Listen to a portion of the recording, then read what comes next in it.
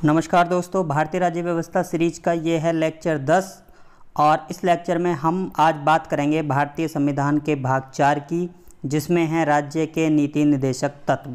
और ये राज्य के नीति निर्देशक तत्व का लेक्चर है दूसरा। दोस्तों, इससे पहले राज्य के नीति निर्देशक तत्व से संबंधित हम एक लेक्चर अपलोड कर चुके हैं, जिसमें हमने राज्य के नीति निर्देशक तत्वों से रिलेटेड जो महत्वपूर्ण फैक्ट हैं उनकी चर्चा की थी। साथ ही हमने नीति निर्देशक तत्वों से संबंधित कुछ अनुच्छेदों को भी पढ़ा था। आज हम अपने इस लेक्चर में राज्य के नीति निर्देशक तत्वों से संबंधित शेष अनुच्छेदों को पढ़ेंगे। साथ ही जो हमारे मौलिक अधिकार हैं और नीति निर्देशक तत्व हैं, जिनको अंग्रेजी में कहते हैं directive principle of state policy, या फिर शॉर्टकट में हम इसको DPSP बोलते हैं। इन दोनों में जो अभी तक टकराव हुए हैं, जो कन्फ्लिक्ट हुए हैं, उनके बारे में जानेंगे और ये भी जानेंगे कि इन विवादों में सुप्रीम कोर्ट ने क्या कहा है, क्या निर्णय दिया है। तो इन सब पर हम विस्तृत चर्चा करेंगे और इसके बाद हम राज्य के नीति निर्देशक तत्वों से संबंधित जो पिछले वर्षों में प्रश्न पूछे गए हैं, महत्वपूर्ण प्रश्न पूछे गए हैं, उनको भी हल करने की कोशिश करेंगे, ताकि आप अपनी तैयारी का स्वतः मूल्यांकन कर पाएँ। तो दोस्तों, बहुत कुछ है आज सीखने के लिए इस वीडियो लेक्चर में, तो बने रहिए मेरे साथ। और यदि आपने अभी तक हमारे इस चैनल को सब्सक्राइब नहीं किया है तो प्लीज़ आप हमारे इस चैनल को सब्सक्राइब कर लें। इस चैनल पर फिलहाल विश्व भूगोल व भारतीय राज्य व्यवस्था की सीरीज अपलोड की जा रही है, जिसके सभी वीडियो लेक्चर आपको नियमित रूप से मिलते रहेंगे। और हाँ, इस वीडियो लेक्चर के PDF को आप इसी वीडियो के डिस्क्रिप्शन बॉक्स में दिए गए लिंक पर जाकर डाउनलोड कर सकते हैं। तो चलिए शुरू करते हैं आज का लेक्चर। मेरे साथ मेरा नाम है राहुल त्यागी, आप देख रहे हैं हमारा YouTube channel target civil service. दोस्तों, पिछले लेक्चर में हमने अनुच्छेद 36 से लेकर अनुच्छेद 43 तक पढ़ लिए थे। आज हम 43 से आगे के अनुच्छेदों को पढ़ेंगे। तो सबसे पहले हम पढ़ते हैं अनुच्छेद 43 ए। 43 ए में क्या लिखा हुआ है? राज्य कृषि उद्योगों में लगे उपक्रमों, स्थापनों, अन्य संगठनों के प्रबंध में कर्मकारों का भाग लेना सुनिश्चित करने के लिए उपयुक्त विधान बनाकर, यानी विधि द्वारा या किसी अन्य रीति से कदम उठाएगा। इसका मतलब क्या है? आपने देखा होगा जो बड़े बड़े सरकारी उपक्रम हैं, वहाँ पर यूनियनें होती हैं, मजदूर यूनियन, मजदूर संघ एसोसिएशन बनाए हुए होते हैं। उसमें क्या होता है? सरकार का रोल, राज्य का रोल, राज्य की ये जिम्मेदारी है कि उन यूनियनों का समय पर चुनाव कराएगा। और उन यूनियनों का काम ये होता है कि वो उस उपक्रम की जो प्रबंध समिति है, जो मैनेजमेंट है, उससे बात करते हैं। जो मजदूरों की, कर्मकारों की समस्याएं होती हैं वो डिस्कस करते हैं, उनका हल कराते हैं। और इससे क्या होता है? राज्यों को फीडबैक मिलता रहता है कि इस जो सरकारी उपक्रम में काम करने वाले मजदूर हैं, उनकी क्या क्या समस्याएं हैं, वो क्या क्या चाहते हैं। तो ये जिम्मेदारी है राज्य की। अब देखिए, अब है अनुच्छेद 43B। 43B कहता है राज्य सहकारी समितियों के स्वैच्छिक निर्माण, स्वायत्त कार्यकरण, लोकतांत्रिक नियंत्रण और व्यावसायिक प्रबंध के उन्नयन का प्रयास करेगा। यानी जो राज्य है वो सहकारी समितियों का निर्माण करेगा, उनको स्वायत्त रूप में कार्य करने देगा और उन पर लोकतांत्रिक नियंत्रण भी रखेगा। यानी सहकारी समितियों के गठन से संबंधित है ये हमारा अनुच्छेद 43B। जो ये सहकारी समिति हैं, आपने देखा होगा गांव देहात क्षेत्र में ये बहुत अच्छा काम कर रही हैं, ये मॉडल बहुत ही सफल हुआ है। अब है अनुच्छेद 44, जो बहुत ज़्यादा इम्पोर्टेंट है, जिस पर बहुत बात की जाती है और इस पर हम भी आज डिटेल से थोड़ी चर्चा करेंगे। ये है समान नागरिक संहिता, या आप कहिए समान सिविल संहिता, या अंग्रेजी में कहते हैं कॉमन सिविल कोड। इससे रिलेटेड है। राज्य क्या करेगा? राज्य क्षेत्र में रहने वाले सभी नागरिकों के लिए समान सिविल संहिता का प्रावधान करेगा। समान सिविल संहिता का पहले आप मतलब समझ लीजिए, मतलब क्या होता है। देखिए, हमारे यहाँ दो तरह के कानून हैं। एक है क्राइम से संबंधित, क्रिमिनल कोड, और एक हैं सिविल वाले मामले, सिविल कोड। तो जो क्रिमिनल कोड हैं वो तो पूरे भारत में एक जैसे हैं। जैसे मान लीजिए कोई व्यक्ति यदि चोरी करता है, मर्डर करता है, तो उसे एक जैसी ही सज़ा दी जाती है IPC के तहत, चाहे वो किसी भी धर्म का हो, किसी भी मजहब का हो। लेकिन जो सिविल मामले हैं, सिविल में भी जो कुछ मामले हैं, जो पर्सनल मामले हैं, यानी कि पारिवारिक मामले हैं, उनमें क्या होता है? उनमें अलग अलग कानून हैं अलग अलग धर्मों के। जैसे हिंदुओं के लिए हिंदू पर्सनल लॉ है, जिसमें हिंदू मैरिज एक्ट है और कई सारे एक्ट हैं। मुख्यतः 4 कोड हैं जो 1955-56 में कोडिफाई हुए हैं। और इसके अलावा मुस्लिमों के अपने पर्सनल लॉ हैं, जैसे मुस्लिम पर्सनल लॉ बोलते हैं या शरीयत कानून बोलते हैं, ये 1937 से चले आ रहे हैं।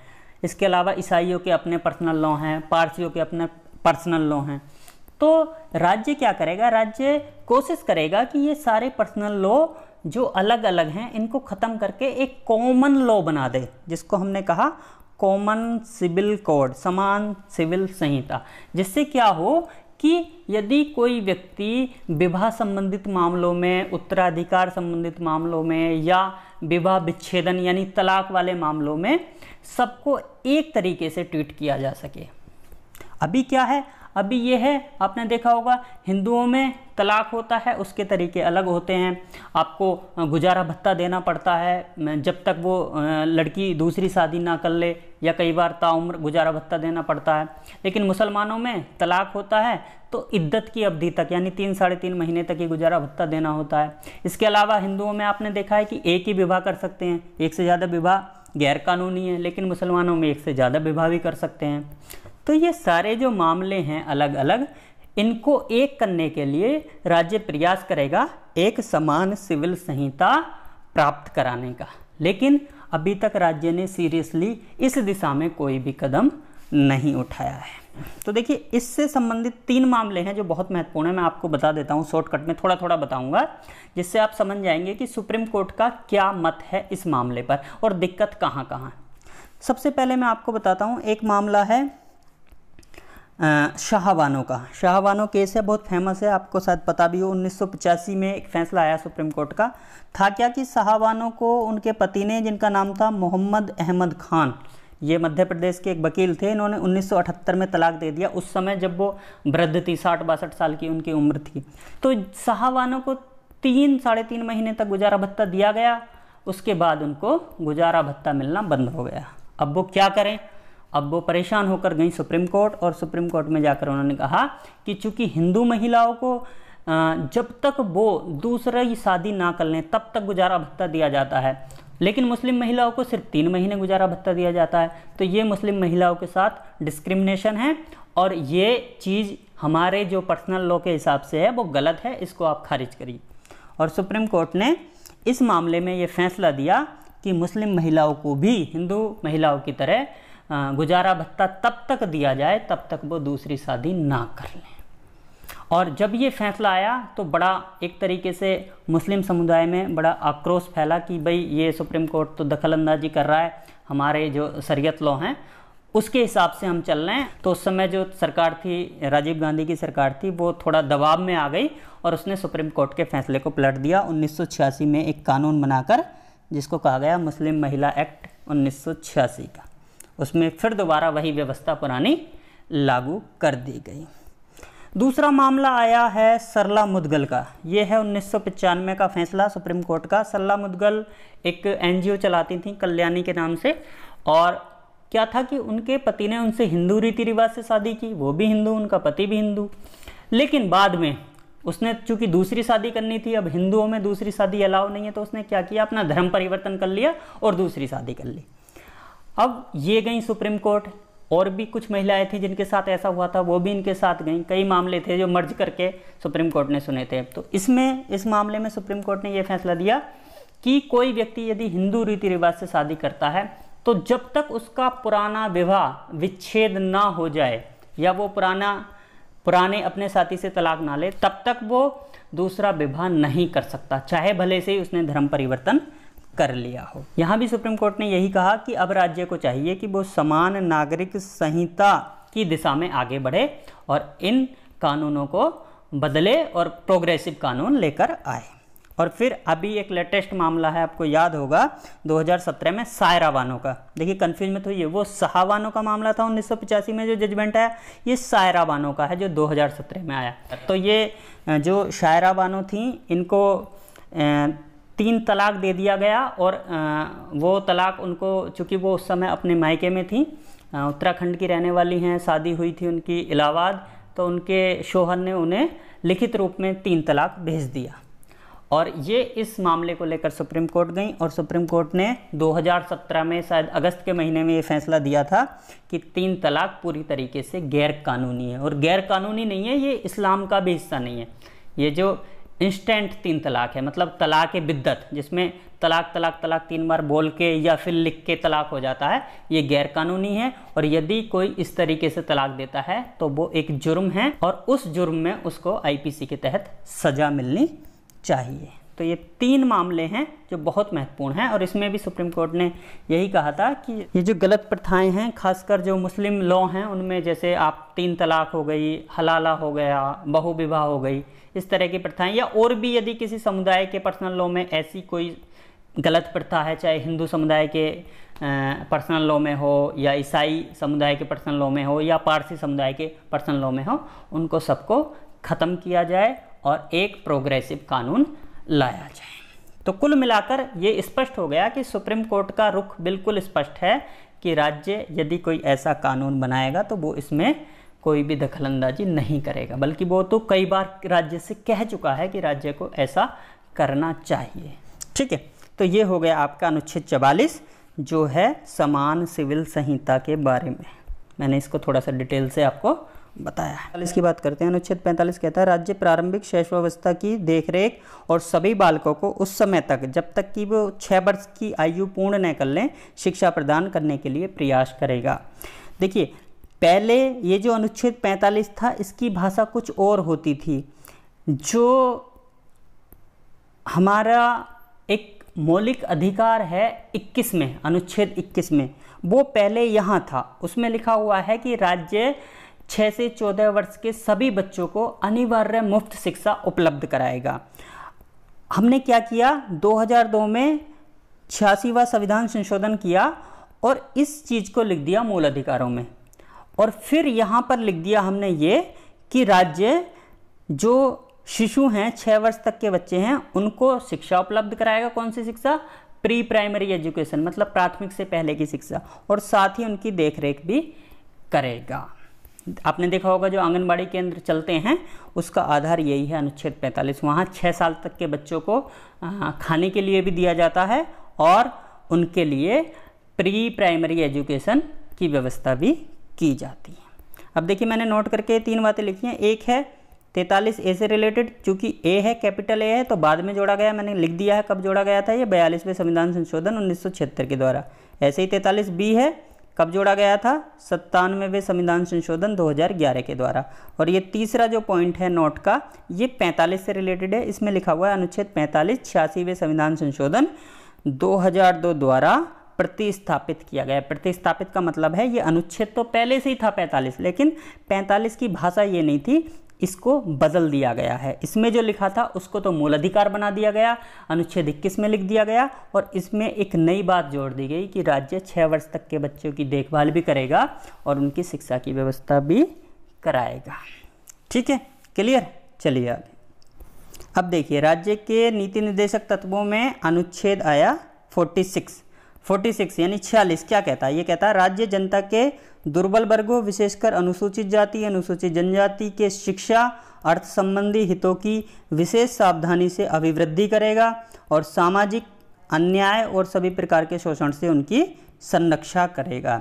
यानी राज्य जो दुर्बल पिछड़े वर्ग हैं, खासकर जो SC ST कम्युनिटी हैं, उनकी शिक्षा पर ध्यान देगा और उनके अर्थ का मतलब है धन, पैसे से संबंधित जो उनके हित हैं उनकी भी रक्षा करेगा और उनका किसी भी तरीके के सामाजिक शोषण से, सामाजिक अन्याय से उनकी रक्षा करेगा। ये राज्य का कर्तव्य है।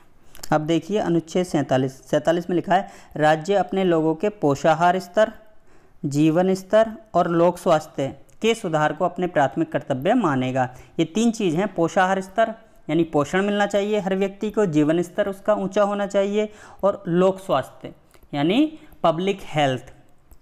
इन 3 चीज़ों को अपने प्राथमिक कर्तव्य मानेगा। पूछा जा सकता है कि राज्य के प्राथमिक कर्तव्य किस अनुच्छेद में है, तो वो है अनुच्छेद 47 में। कौन कौन से हैं? 3 हैं, पोषाहार स्तर, जीवन स्तर, लोक स्वास्थ्य।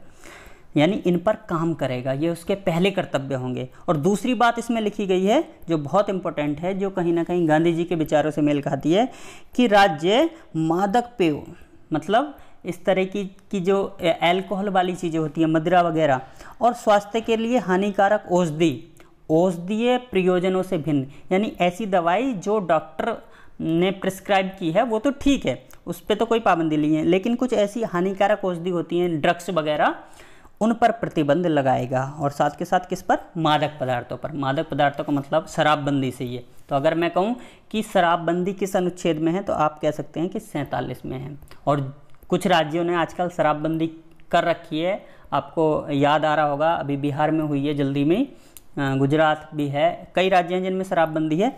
तो वो शराबबंदी करने का जो आधार है वो अनुच्छेद 47 ही है। हालांकि इसमें केंद्र सरकार ने, संसद ने कोई ऐसा कानून नहीं बना रखा जो पूरे भारत में लागू हो, राज्यों ने अपने अपने राज्यों में कानून बना रखे हैं। ठीक है, अब देखिए अनुच्छेद 47 के बाद 48 में कहा गया राज्य कृषि और पशुपालन को आधुनिक और वैज्ञानिक प्रणालियों से संगठित करने का प्रयास करेगा। हमारा चूंकि कृषि प्रधान देश है और पशुपालन को भी बहुत महत्व दिया जाता है, तो ये कृषि और पशुपालन की जो पारंपरिक प्रणाली हैं उनको छोड़कर जो आधुनिक प्रणाली हैं, वैज्ञानिक प्रणाली हैं, उनको अपनाया जाएगा। और राज्य विशेषकर जो गाय हैं और बछड़े हैं और जो अन्य दुधारू पशु हैं या फिर वाहक पशु हैं, इनके नस्लों की रक्षा करने के लिए इनके वध को प्रतिषेध करेगा।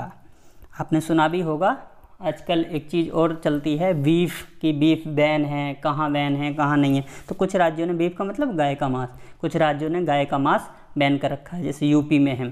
तो उसका भी आधार यही अनुच्छेद 48 है। तो आप इस तरह के गाय या इस तरह के अन्य किसी दुधारू पशु के जो मीट है, जो मांस है, उसको बैन कर सकते हैं। तो इस पर भी राज्यों ने अलग अलग कानून बना रखे हैं। इस पर भी ओवरऑल पूरे भारत के लिए कोई एक कानून नहीं है। अब आता अनुच्छेद 48A है, तो इसका मतलब बाद में जोड़ा गया। कब जोड़ा गया? 42वें संविधान संशोधन 1976 के तहत। इसमें कहा गया राज्य देश के पर्यावरण के संरक्षण, संवर्धन और वन तथा वन्य जीवों की रक्षा का प्रयास करेगा। अब देखिए बहुत इंपॉर्टेंट है, इसी तरह की भाषा हमारे मौलिक कर्तव्यों में भी लिखी हुई है, लेकिन वो मौलिक कर्तव्य हैं नागरिकों के लिए। ये नीति निर्देशक तत्व हैं, तो ये किसके कर्तव्य हुए? ये राज्यों के कर्तव्य हुए। सिर्फ अंतर यही है। तो कई बार पूछा जाता है कि कौन सी चीज़ मौलिक कर्तव्यों में भी है और इसमें भी है, नीति निर्देशक तत्वों में, तो वो है अनुच्छेद 48A की भाषा। लेकिन अंतर यही है, वहाँ लिखा है तो वो नागरिकों के लिए लिखा है, नागरिकों से आग्रह किया गया है। यहाँ राज्य से कहा गया है कि राज्य ऐसा करेगा। ठीक है, चलिए अब देखिए, अब है अनुच्छेद 49 में क्या है? राज्य संसद द्वारा बनाई गई विधि या उसके अधीन राष्ट्रीय महत्व वाले घोषित किए गए कलात्मक, ऐतिहासिक अभिरुचि वाले प्रत्येक संस्मारक स्थान या वस्तु का संरक्षण करेगा। यानी जो हमारे हेरिटेज साइट हैं या फिर और जो कल्चरल साइट हैं, जो हमारी हिस्टोरिकल साइट हैं, उनका सबका, या कोई स्मारक है, भवन है, उनका सबका जो है संरक्षण करने का काम किसका है? राज्य का। ठीक है, अनुच्छेद 50 भी बहुत इंपॉर्टेंट है, अक्सर हम इस पे ज़्यादा ध्यान नहीं देते। ये कह रहा है राज्य की लोक सेवाओं में न्यायपालिका को कार्यपालिका से पृथक करने के लिए राज्य कदम उठाएगा। न्यायपालिका, कार्यपालिका, व्यवस्थापिका, हमारे शासन के 3 आधार हैं, आप इस तरीके से कह लीजिए, आप पढ़ते आए होंगे। लेकिन इनमें सब में शक्ति पृथक्करण का सिद्धांत लागू होता है। न्यायपालिका के अलग काम हैं, कार्यपालिका के काम अलग हैं, व्यवस्थापिका के काम अलग हैं। और ये कहा गया है शक्ति पृथक्करण सिद्धांत में कि तीनों एक दूसरे का अतिक्रमण नहीं करेंगे। लेकिन अक्सर आपने देखा होगा, आज भी कार्यपालिका के कुछ ऐसे पद हैं जिनको न्यायिक पावर मिली हुई है, जबकि वो हैं कार्यपालिका के पद। जैसे आपने डीएम यानी जिला अधिकारी, डीओ का मतलब डिस्ट्रिक्ट ऑफिसर, जिला अधिकारी। डीएम का मतलब है डिस्ट्रिक्ट मजिस्ट्रेट, जिला दंडाधिकारी, या फिर कहीं कहीं इसको कहते हैं कलेक्टर। देखिए पद तो एक ही है लेकिन नाम है 3। कलेक्टर का मतलब है कलेक्ट करने वाला। क्या कलेक्ट करता है? ये राजस्व, रेवेन्यू कलेक्ट करता है। तो ये रेवेन्यू डिपार्टमेंट का व्यक्ति है, रेवेन्यू कलेक्ट कर रहा है। लेकिन चूंकि इसको कोऑर्डिनेशन का काम दे रखा है जिले स्तर पर, इसको सर्वोच्च अधिकारी बना रखा है, इसलिए हमने कहा ये डिस्ट्रिक्ट ऑफिसर है, जिला अधिकारी। लेकिन हम इसको डीएम क्यों कह रहे हैं? मजिस्ट्रेट की पावर तो होनी चाहिए जुडिशरी के पास, ये तो एग्जीक्यूटिव का मामला हो गया। इसलिए कह रहे हैं क्योंकि ये वास्तव में कार्यपालिका का पद है, लेकिन इसको मजिस्ट्रेट की कुछ पावर दे दी गई हैं, सीआरपीसी की कुछ पावर इसको दे दी गई हैं, इसलिए ये मजिस्ट्रेट हो गया है। तो इस तरह की जो कार्यपालिका कोशिश करती है न्यायपालिकाओं की शक्तियों का प्रयोग करने का, उसको अलग करेगा, उसको रोकेगा राज्य का ये कर्तव्य है, अनुच्छेद 50 में बताया गया। अब अनुच्छेद आया 51 देखिए बहुत इंपॉर्टेंट है। हमारी विदेश नीति का आधार अनुच्छेद 51 ही है। इसमें 4 बातें कही गई हैं। क्या? राज्य अंतर्राष्ट्रीय शांति और सुरक्षा की अभिवृद्धि का प्रयास करेगा, राष्ट्रों के बीच न्याय संगत सम्मानपूर्ण संबंधों को बनाए रखने का प्रयास करेगा, संगठित लोगों के एक दूसरे से व्यवहारों में अंतर्राष्ट्रीय विधि और संधि बाध्यताओं के प्रति आदर बढ़ाने का प्रयास करेगा। यानी कि जो हमारे यहाँ के जो संगठित समूह हैं, जो लोग हैं, उनमें जो हमारी अंतर्राष्ट्रीय स्तर पर संधि हो रखी हैं या अंतर्राष्ट्रीय जो नियम कानून हैं उनके प्रति आदर होना चाहिए। और चौथा है, अंतर्राष्ट्रीय विवाद यदि कोई होता है तो मध्यस्थ के माध्यम से यानी मीडिएटर के माध्यम से उसको निपटाएगा, उसको निपटाने का प्रोत्साहन देगा। ठीक है, तो ये सारी चीज़ ओवरऑल मिलाकर आप कह सकते हैं राज्य अंतर्राष्ट्रीय शांति बनाए रखेगा, इसका मतलब ये हुआ। ठीक है, तो ये है अनुच्छेद 51। तो हमने सारे अनुच्छेद पढ़ लिए हैं। अब हम थोड़ी सी बात करेंगे जो मैंने आपको शुरू में बताया था कि जो कॉन्फ्लिक्ट हुए हैं मूल अधिकार और राज्य नीति निर्देशक तत्वों के बीच में कि कौन सा बड़ा है, उसमें कौन कौन से प्रमुख वाद हैं और सुप्रीम कोर्ट का क्या क्या डिसीजन है। अब देखिए, राज्य के नीति निर्देशक तत्वों और मौलिक अधिकारों में टकराव। देखिए, ये जो कुछ वाद हैं ये ऐसे वाद हैं जिनमें सुप्रीम कोर्ट ने नीति निर्देशक तत्वों पर या मौलिक अधिकारों पर टिप्पणी की है। इनको थोड़ा शॉर्टकट में मैं फटाफट आपको बता देता हूँ। सबसे पहला मामला है चंपाकम दुराईराजन का 1951 का।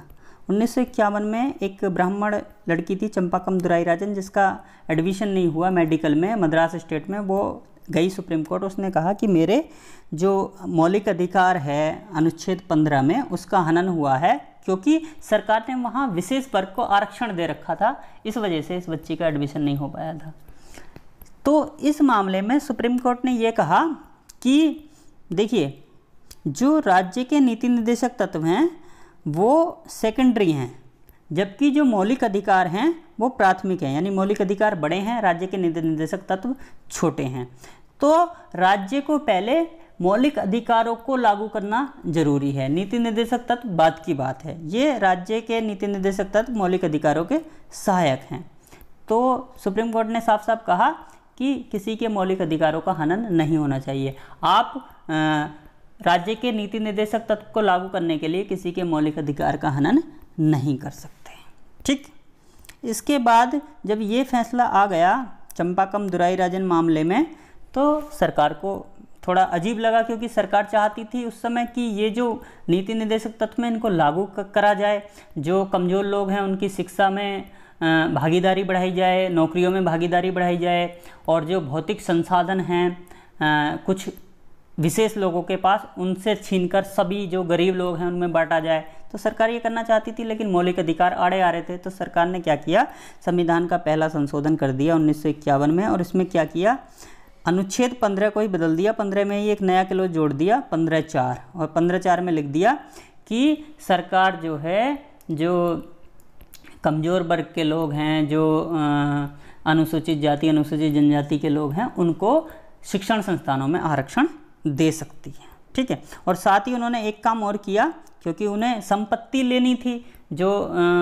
ज़मीनें कुछ जमींदारों के पास थी, उनसे वो ज़मीन लेनी थी, गरीबों में बांटनी थी। तो उसके लिए सरकार ने अनुच्छेद 31 में, हमारा मैंने आपको बताया था जब मैं आपको मौलिक अधिकार पढ़ा रहा था, संपत्ति का अधिकार था, तो उसको कम करने के लिए अनुच्छेद 31A जोड़ दिया, अनुच्छेद 31B जोड़ दिया। ठीक है, 2 नए अनुच्छेद जोड़ दिए और अनुच्छेद 15 में संशोधन कर दिया। इसके अलावा एक नई अनुसूची जोड़ दी, अनुसूची 9। पहले हमारे मूल संविधान में 8वीं अनुसूची थी, 9वीं अनुसूची जोड़ दी, और ये लिख दिया संविधान में कि इस 9वीं अनुसूची में जो कानून संसद डाल देगी उसका जुडिशियल रिव्यू नहीं होगा, मतलब उस पर हाई कोर्ट और सुप्रीम कोर्ट भी हस्तक्षेप उसमें उस कानून में नहीं कर पाएगा। अब देखिए, इसके बाद फिर एक मामला आया गोलकनाथ का 1967 का। ये प्रॉपर्टी से रिलेटेड विवाद था। पंजाब के 2 भाई थे, 500 एकड़ ज़मीन थी, तो पंजाब में कोई लैंड एक्ट था, भूमि अधिनियम था, उसके तहत इनकी ज़मीन सरकार ने सीज कर दी। तो ये गई सुप्रीम कोर्ट, और इन्होंने क्या कहा, इन्होंने जो आधार बनाया वो ये बनाया कि साहब हमारी जो ज़मीन है सरकार ने सीज की है तो वो की है अनुसूची 9 में डाले गए पंजाब भूमि अधिनियम के द्वारा। और ये जो अनुसूची 9 है जो सरकार ने प्रथम संविधान संशोधन से जोड़ी है, ये संविधान संशोधन ही गैर संवैधानिक है। ये सरकार को पावर ही नहीं देता इस तरीके का संशोधन करने का। तो क्योंकि हमारे पास तो संपत्ति का अधिकार है, उस समय अनुच्छेद 31 तो था, और अनुच्छेद 31 जो है वो क्या है, मूल अधिकार है, तो हमें संपत्ति रखने का अधिकार है। और जो हमारा मूल अधिकारों का हनन करने वाला कोई कानून है वो खत्म हो जाना चाहिए। अनुच्छेद 13 के अनुसार 13 क्या कहता है, 13 कहता है कि यदि कोई कानून मूल अधिकारों को चोटिल करता है, मूल अधिकारों को प्रभावित करता है, तो वो उतनी ही मात्रा में खुद खत्म हो जाएगा। अब इसका मतलब क्या हुआ, इसका मतलब ये हुआ कि ये कह रहे हैं गोलकनाथ वाले मामले में, ये कह रहे हैं जिनकी ज़मीन गई है कि अनुच्छेद 13 जो है वो 368 पर भी लागू होता है। यदि 368 के तहत आपने संविधान संशोधन करके भी 9वीं अनुसूची जोड़ी है तो वो भी गलत है। अनुच्छेद 13 साफ साफ कहता है कि राज्य यानी सरकार यानी संसद किसी भी मूल अधिकार को कम करने वाला कोई कानून नहीं बना सकती, और यदि बनाएगी तो वो कानून खत्म हो जाएगा उसी मात्रा में जिस मात्रा में वो मूल अधिकार को खत्म या कम कर रहा होगा। ठीक, ये बात कही इन्होंने, ये आधार बनाया गोलकनाथ वाले बाद में इन भाइयों ने जिनकी ज़मीन सरकार ने सीज की थी। ठीक है, इसमें जो फैसला आया, सुप्रीम कोर्ट ने जो फैसला दिया, तो सुप्रीम कोर्ट ने कहा कि हाँ, अनुच्छेद 368 जो है वो वास्तव में अनुच्छेद 13 के अंदर आता है, यानी 368 के तहत भी आप 13 को कम नहीं कर सकते। आप संविधान संशोधन करके भी कोई ऐसा कानून नहीं बना सकते जो मौलिक अधिकारों पर भारी पड़े। और साथ ही ये कहा कि जो मूल अधिकार हैं वो बड़े हैं राज्य के नीति निर्देशक तत्वों से, क्योंकि सरकार यहाँ एक ही तर्क दे रही थी कि हमें राज्य के नीति निर्देशक तत्वों को लागू करना है तो हमें ऐसे लोगों की ज़मीन लेनी पड़ेगी जिनके पास बहुत ज़्यादा ज़मीन है, और उनको हमें गरीब आदमियों में बांटना है, क्योंकि हम राज्य के नीति निर्देशक तत्वों को जब भी तो लागू करेंगे जब हमारे पास संसाधन होंगे, और संसाधन कहाँ से आएंगे, इन्हीं लोगों से आएंगे। लेकिन चूँकि मूल अधिकार मौलिक अधिकार आड़े आ रहे थे तो सरकार परेशान थी, कर नहीं पा रही थी, इसलिए उसने संविधान का पहला संशोधन करके इस तरीके का रास्ता निकाला। लेकिन इस गोलकनाथ वाले बाद में जो सुप्रीम कोर्ट ने निर्णय दिया उसमें क्या हुआ कि फिर से वही मामला पुराना का पुराना रहा। इसने साफ कह दिया कि नहीं, मूल अधिकार बड़े हैं और उनको नहीं छीना जा सकता। अब सरकार ने सोचा ये तो बड़ी गड़बड़ हो गई, अब क्या करें। तो उसके बाद फिर 24वां संविधान संशोधन किया गया, और उस समय तक इंदिरा गांधी की सरकार आ गई थी। कई संविधान संशोधन हुए लगातार, 2 इम्पोर्टेंट हैं जिनकी बात मैं करूंगा क्योंकि ये राज्य के नीति निर्देशक तत्व और मौलिक अधिकार जुड़े हुए हैं। एक 24वां, एक 25वां। 1971 में 24वां संविधान संशोधन किया गया, और 24वें संविधान संशोधन से संसद ने क्या किया, अनुच्छेद 13 व 368 दोनों को बदल दिया, और दोनों में ये लिख दिया कि इन अनुच्छेदों का आपस में कोई मतलब नहीं है। 13 इंडिपेंडेंट है, 368 भी इंडिपेंडेंट है। 13 के तहत अगर कुछ होता है तो 368 से मतलब नहीं, 368 के तहत अगर कुछ होता है तो 13 से मतलब नहीं। ठीक है, एक दूसरे से ये किसी तरीके से संबंधित नहीं है। तो इससे क्या हुआ, इससे संसद को मौलिक अधिकारों में संशोधन करने की शक्ति पुनः मिल गई। अब संसद मौलिक अधिकारों में संशोधन कर सकती थी, क्योंकि उन्होंने जो आधार बनाया था गोलकनाथ वाले मामले में कि अनुच्छेद 13 368 को भी रोकता है, तो उसमें चूंकि लिख दिया गया कि 13 अलग है 368 अलग है, 13 का 368 से कोई मतलब नहीं, 368 का 13 से कोई मतलब नहीं। तो अब ये शक्ति मौलिक अधिकारों में संशोधन करने की 24वें संविधान संशोधन द्वारा पुनः मिल गई, किसको, संसद को। फिर इन्होंने तभी 25वां संविधान संशोधन किया, और इसमें ये लिखा अनुच्छेद 31 जोड़ दिया, 31C।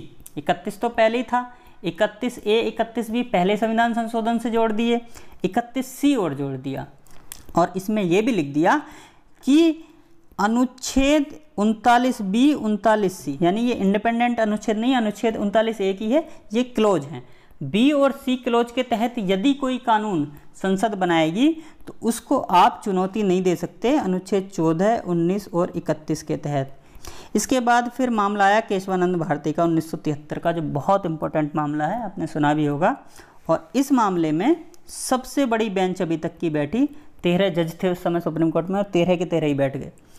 क्यों 13 क्यों बैठे? क्योंकि इससे पहले जो गोलकनाथ का मामला आया था उसमें 11 जजों की बेंच बनी थी, और चूंकि उस मामले पर भी पुनर्विचार करना था, इसलिए क्या होता है कि पुराने फैसले को आप तभी पलट सकते हैं जब पुराने फैसले जिस बेंच ने दिए हैं उससे बड़ी बेंच आप बनाएं। तो 13 जजों की बेंच बैठी और सुप्रीम कोर्ट ने ये कहा कि संसद संविधान के किसी भी हिस्से में संशोधन कर सकती है।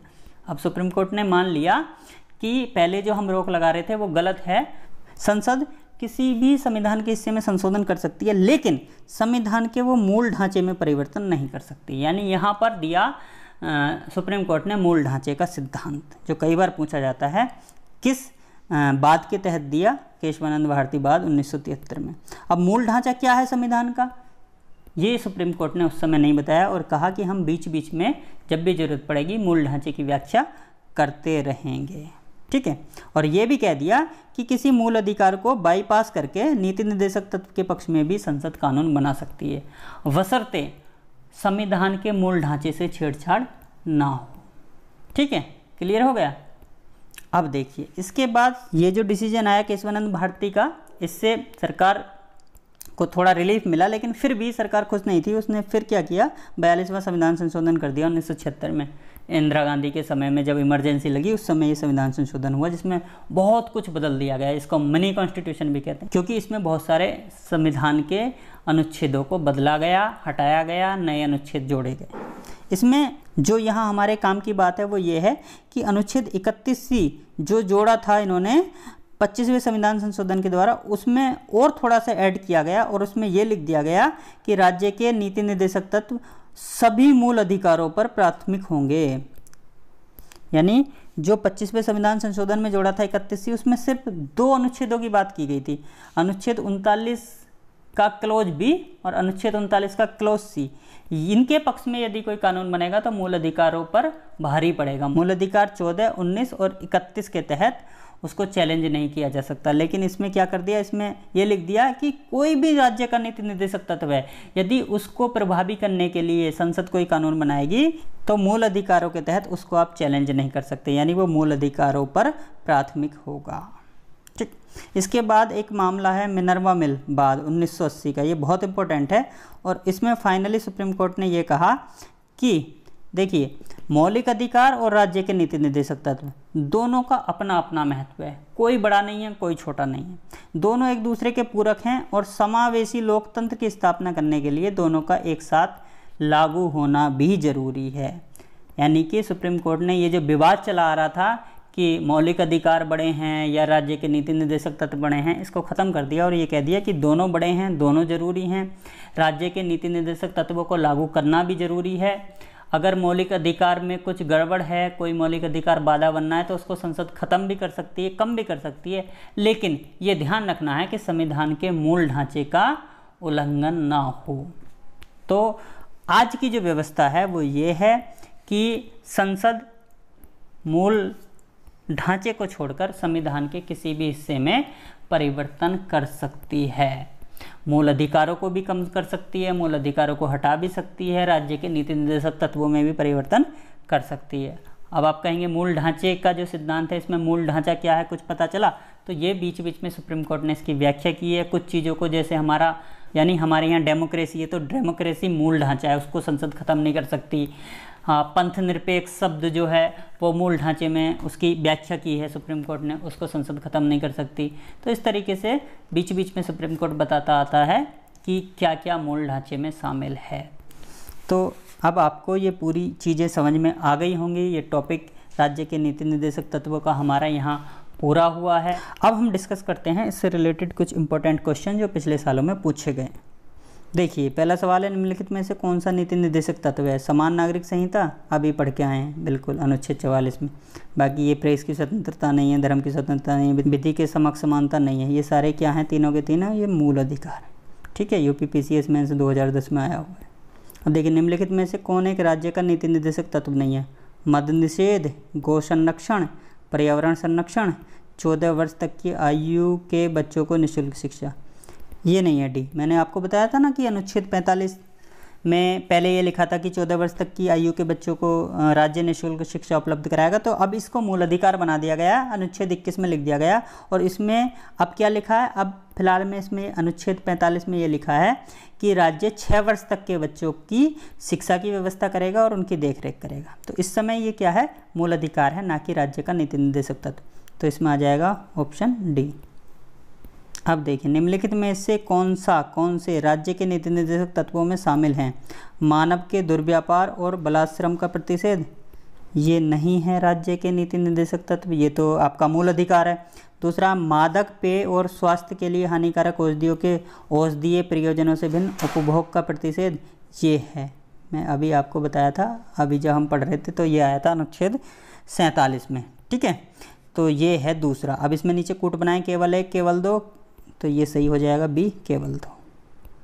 अब देखिए, राज्य के नीति निर्देशक सिद्धांतों के निम्नलिखित अनुच्छेदों में से कौन सा अंतर्राष्ट्रीय शांति और सुरक्षा के संवर्धन से संबंधित है? मैंने अभी बताया कि अनुच्छेद 51 जो है वो राज्य की विदेश नीति का, भारत की विदेश नीति का आधार है। और 51 में 4 चीज़ें हैं जिनके बारे में हमने डिटेल से पढ़ा है, ठीक है। तो इसमें आ जाएगा ए। अब देखिए, ये है सूची 1 तथा सूची 2 को सुमेलित कीजिए तथा नीचे दिए गए कूट से अपना उत्तर चुनिए। अब देखिए, अनुच्छेद 40 किस लिए है? ग्राम पंचायतों का गठन, ठीक है, हमने पिछले वाले वीडियो लेक्चर में पढ़ा। 41 क्या है? काम करने का अधिकार, ठीक है, ये भी पढ़ के आए हम। 44 हमने अभी पढ़ा, समान नागरिक संहिता। 48 कृषि एवं पशुपालन का गठन, हाँ ठीक है, ये भी सही है। तो ये तो सारे सही हैं, सीधे सीधे सही हैं। A1, V2, C3, D4 यही आ जाएगा पहला, ठीक है। PCS प्री 2001 में आया हुआ है। तो ये हमने कुछ क्वेश्चन देखे जो आए हुए हैं इस टॉपिक से, और अब आपको थोड़ा सा लग रहा होगा कि हाँ, हमने टॉपिक ध्यान से पढ़ा है और हमारे क्वेश्चन समझ में आ रहे हैं। इसमें IAS के भी क्वेश्चन थे, PCS के भी क्वेश्चन थे। तो आई होप ये लेक्चर आपको पसंद आया होगा, चीज़ें आपको स्पष्ट हो गई होंगी। अगर वीडियो पसंद आई हो तो इसको लाइक करें, शेयर करें अपने दोस्तों के साथ और चैनल को सब्सक्राइब करें। धन्यवाद।